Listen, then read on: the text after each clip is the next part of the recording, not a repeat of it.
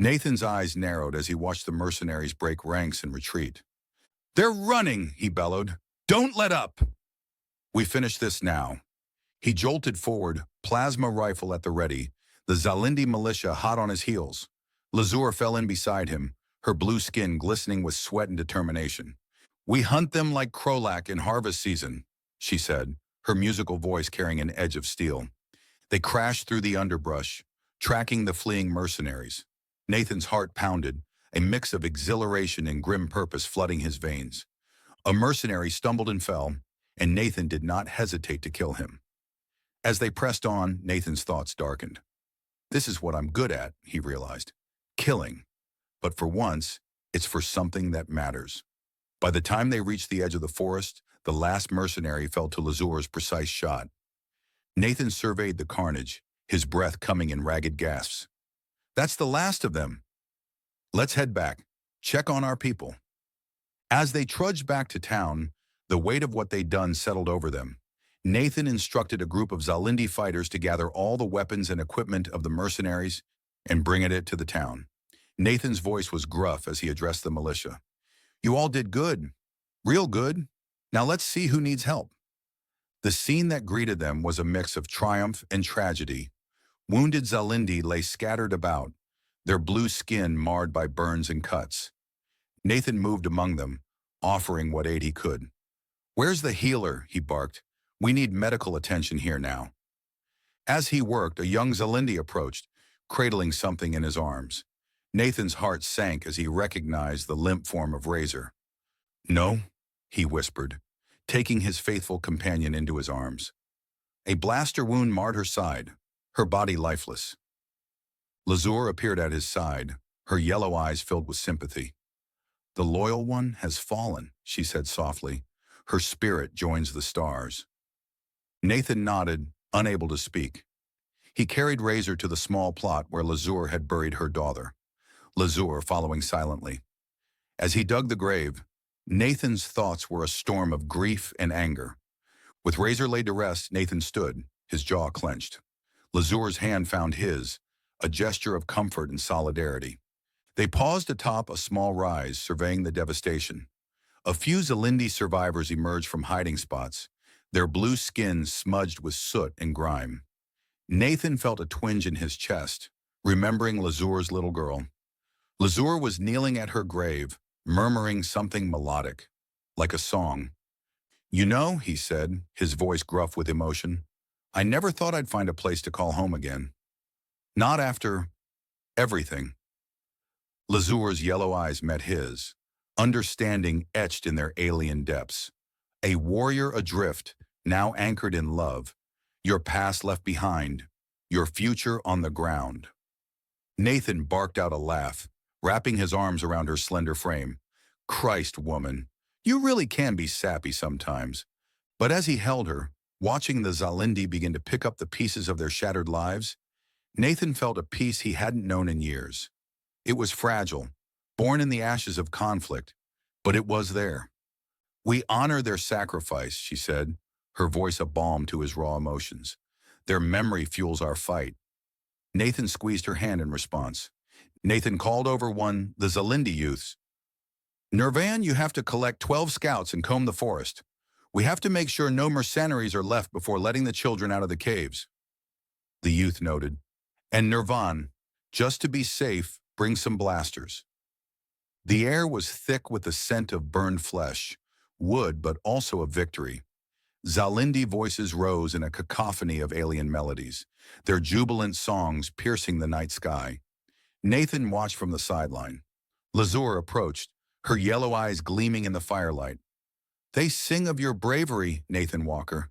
You have given them hope." Nathan snorted. "Hope's gonna get real thin when this warlord come back with their big guns." He turned to Lazur, his voice low and urgent. "Get the leaders together. We need to talk strategy."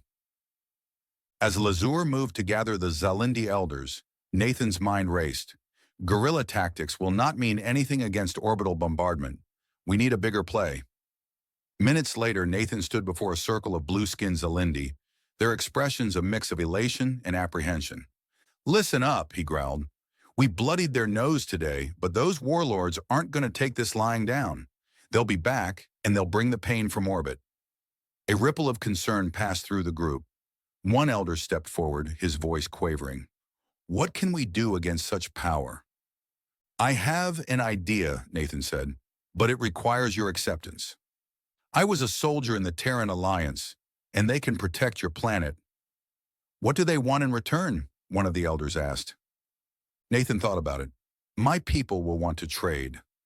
They will want to buy your food product and possibly minerals from your Earth. They might want your youngsters as soldiers. Will they take our young? Not take, Nathan replied. The Terran military works on contracts, 2 to 10 years paid service. Those who volunteer will be trained and will join human and other races in the sky. Some might see Fig Thing on other worlds. When they are finished, they can return. Lazur chimed in. Our people need to be strong. We need to able to protect ourselves. And this will be the best way to do that. Our people will experience all the worst dangers. This will make us ready for anything. I agree, Nathan said. The other thing the Terran Alliance will want to set up is trade stations. If you trust me, I will set up a system that will be beneficial for Zalindi. The elders deliberated while Nathan and Lazur watched. Then they turned towards Nathan. You have our trust, Sky Nathan. How will you do this? Nathan pointed to his communicator, then pressed some buttons and a voice answered, General Lopez is not available. Who is calling? This is retired Major Nathan Walker. I need to speak to the general. 4 months later, the Zalindi settlement looked completely different. It had turned into a trade post and was a hub of activity. Zalindi farmers hauled carts laden with vibrant, alien produce. Human representatives demonstrated sleek agricultural drones and soil analyzers to wide-eyed locals. Nathan strode through the crowd, nodding at familiar faces, both human and Zalindi. He approached a cluster of Earth Alliance officials, their crisp uniforms a stark contrast to his battle-worn attire. Mr. Walker, a silver-haired woman, greeted him. I'm Administrator Chen. We're eager to discuss the trade agreement. Nathan's jaw tightened. This was a different kind of battlefield, one he was less comfortable navigating. Let's get to it then, he said gruffly. As they pored over data pads filled with agricultural projections and export quotas, Nathan felt a familiar tension creeping back into his shoulders. The stakes were different now, but just as high. These agreements would shape Zalindi's future for generations. We're prepared to offer significant technological upgrades in exchange for exclusive rights to Zalindi's Xerillium crop, Chen explained, her tone clipped and businesslike. Nathan's eyes narrowed. Exclusive rights? That's a hell of a ask, Administrator. He thought of the Zalindi farmers he'd fought alongside, their determination to reclaim their land and livelihoods. They deserved better than to become vassals to Earth's corporate interests. How about we start with a more equitable arrangement? Nathan countered, leaning forward. The Zalindi maintain control of their crops, and we establish a fair market price for Xerillium exports. Chen's eyebrows rose. Mr.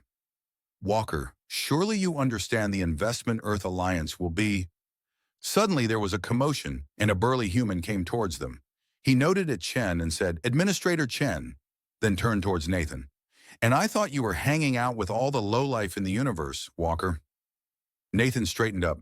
General Lopez, do I have to thank you for clearing out the skies of Zalindi? Indeed you do, the general said. Nathan grasped his hand and then said, Is the army on the lookout for good ficthers? The general perked up. Always, he said, because you will find some very competent people here. I can attest to that, Nathan said. The general looked him over, then turned towards Administrator Chen and said, This might change the dynamics. Administrator, I will return to you when this matter has been settled.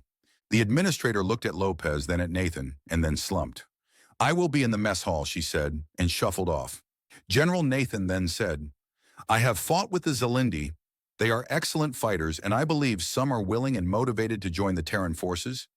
If the trading posts have a recruitment officer attached, or even better, if there was a military academy here on Zalindi, Lopez answered, You better tell me the whole story, Nathan.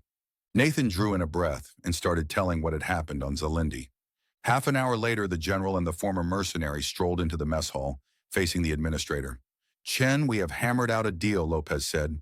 As you know, the military need takes precedence on newly contacted worlds.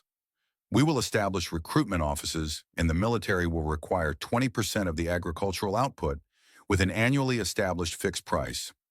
All other exports of this planet will be subject to the free market.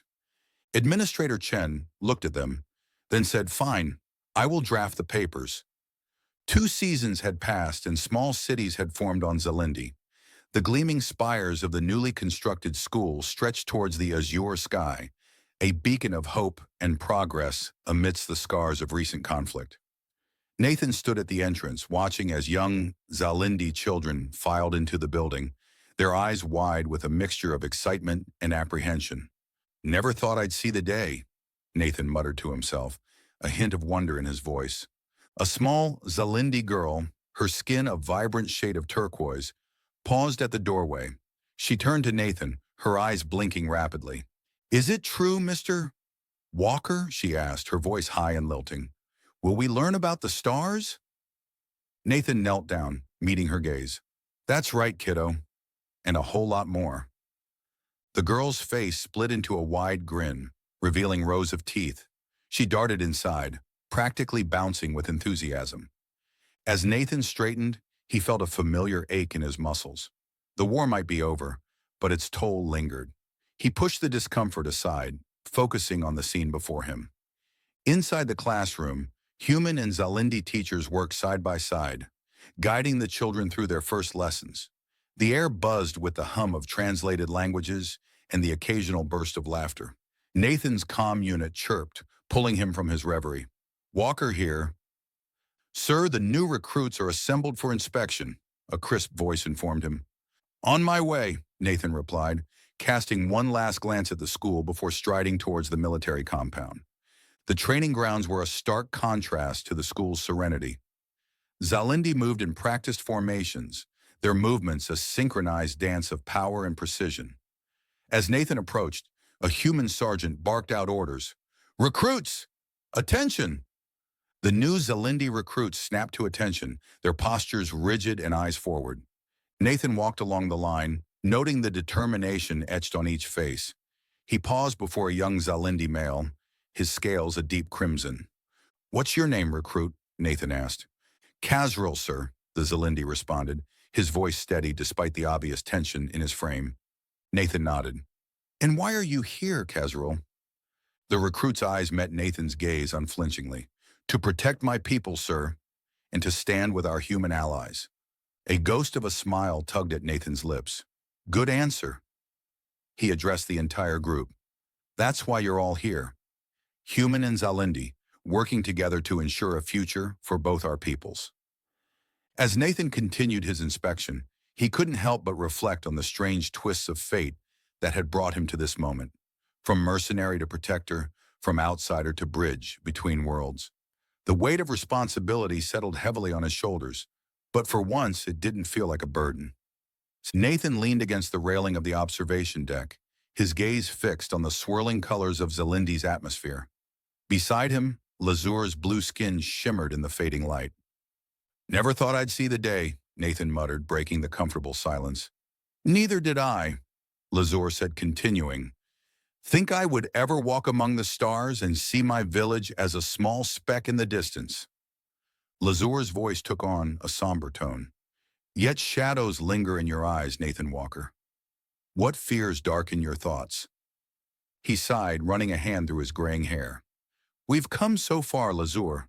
The schools, the alliance. But what if it's not enough? What if we can't protect this peace we've built?" Lazur's fingers intertwined with his, her touch cool against his weathered skin.